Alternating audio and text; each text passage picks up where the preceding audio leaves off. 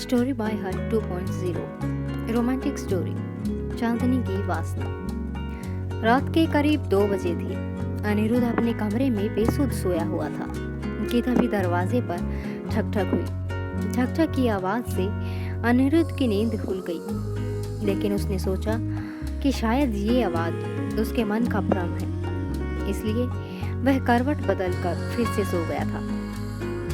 लेकिन कुछ देर बाद फिर ठक ठक की आवाज आई। लगता है कोई है, उसने मन ही मन सोचा।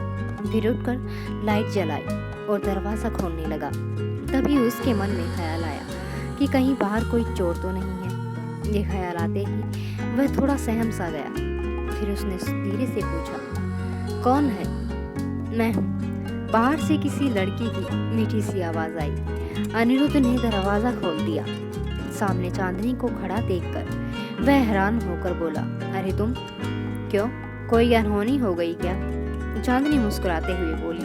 अनिरुद्ध ने देखा कि चांदनी नारंगी रंग का सलवार सूट पहने हुए थी। दुपट्टा न होने से उसके ऊपरी अंग दिख रहे थे। चांदनी की आंखों में एक अनोखी मस्ती थी। उसे देखकर अनिरुद्ध को ऐसा लगा जैसे उसके सामने कोई जन्नत की हूर खड़ी हो। तभी चांदनी कमरे के अंदर आ गई और अनिरुद्ध को अपनी बाहों में भरकर उसके होठों पर अपने होठ टिका दिए। चांदनी की गरम गरम सांसों के साथ उसके उभरे अंगों की छुअन से अनिरुद्ध को एक अजीब तरह की मस्ती का एहसास होने लगा। वह चांदनी के आगे बेबस सा हो गया। इससे पहले कि अनिरुद्ध कुछ और करता, उसके मन के किसी कोने से आवाज आई कि ये तू क्या कर रहा है? जिस थाली में चांदनी की गर्म उसी में छेद कर अपने मालिक के उसके उभरे अंगों की बदला दे रहा है से अनिरुद्ध को। लेकिन एक मैंने तो पहन नहीं की है का चांदनी खुद ही ऐसा चाहती है। वह चांदनी के आगे गई, बेबस सा हो गया। उसने सोचा और खुद को चांदनी से अलग करते हुए बोला, चांदनी मन के अब तुम किसी कोने से आवाज आई और फिर कभी मेरे करीब कि ये तू क्या कर रहा है? क्या ऐसे ही चली जा? जिस थाली में खाया चांदनी ने प्यासी नजरों उसी में छेद कर अनिरुद्ध को देखा। अपने मालिक के साथ अनिरुद्ध के दिमाग में एक बदला दे रहा है करके पिछली बातें घूमने लगी। अनिरुद्ध बीए पास होकर भी बेरोजगार था।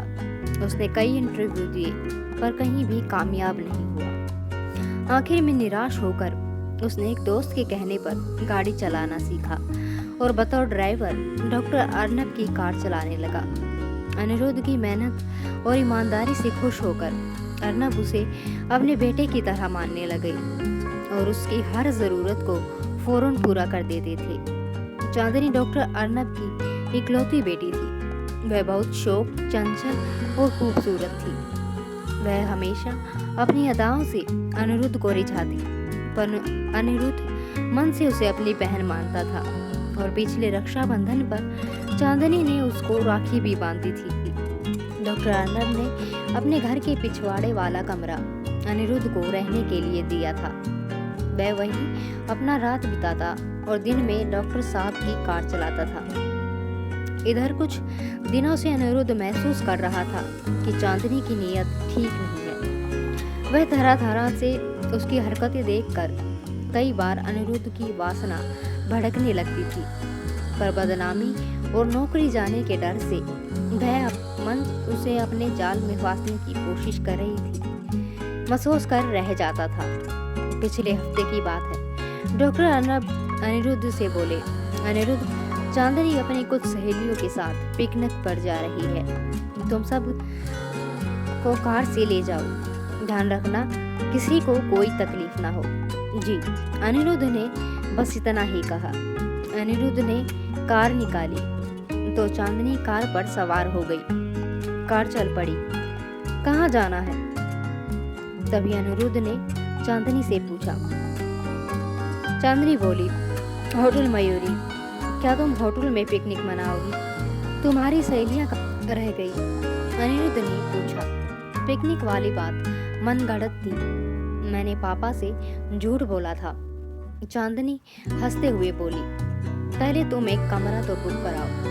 अनिरुद्ध ने हैरानी से चांदनी की ओर देखा और कमरा बुक कराने होटल की ओर चला गया।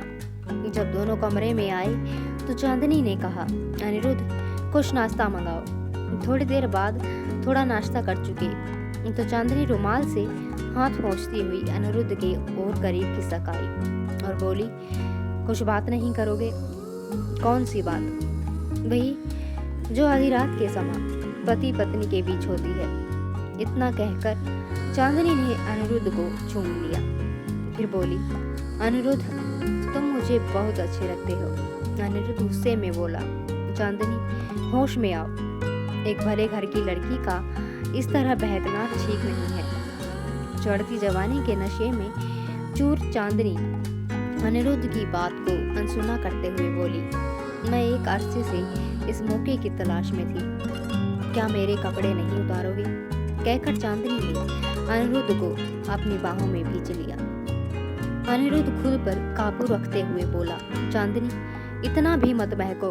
मैं तो तुम्हें अपनी बहन मानता हूँ। याद है पिछले साल तुमने मुझे राखी बांधी थी और फिर तुम्हारे पिता मुझ पर कितना भरोसा करते हैं। क्या मैं उनके भरोसे को तोड़ दूं? तुम मेरे सगे भाई तो नहीं हो। कहकर चांदनी ने अपने ब्लाउज के बटन खोल दिए। अनिरुद्ध की हालत साफ छुछुंदर की तरह सी थी। वह चांदनी से छिटक कर दूर जा खड़ा हुआ। फिर गिड़गिड़ाते हुए बोला, चांदनी तुम इस तरह की हरकतें करके मुझे मत भड़काओ, वरना कुछ गलत कर बैठूंगा। इतना कहकर अनिरुद्ध ने चांदनी को कपड़े पहनकर आने को कहा और वह कार में जाकर बैठ गया। कहाँ खो गए अनिरुद्ध? तभी चांदनी ने अनिरुद्ध को रोका तो वह चौंक कर उसे देखने लगा। चांदनी मुझ पर रहम करो, तुम जल्दी यहाँ से चली जाओ, मैं कमजोर हो रहा हूँ। अनिरुद्ध गिड़गिड़ाते हुए बोला। तभी दूसरे कमरे से खांसने की आवाज आई और चांदनी अपने कमरे की ओर भाग गई। अनिरुद्ध ने अब चैन की सांस ली। अगले दिन अनिरुद्ध का कुछ अता पता नहीं था। डॉक्टर अर्नब ने कमरे की तलाशी ली तो एक चिट्ठी मिली। उस चिट्ठी में लिखा था, मैं आपकी नौकरी छोड़कर जा रहा हूँ, कृपया परेशान ना होइएगा और ना ही मुझे खोजने की कोशिश कीजिएगा। आपका अनिरुद्ध। चिट्ठी पढ़कर डॉक्टर अर्नब हैरान रह गई। अनिरुद्ध का इस तरह बिना कुछ बताए जाना उनकी समझ में नहीं आ रहा था। चांदनी को जब यह बात मालूम हुई तो वह हक्की बक्की रह गई।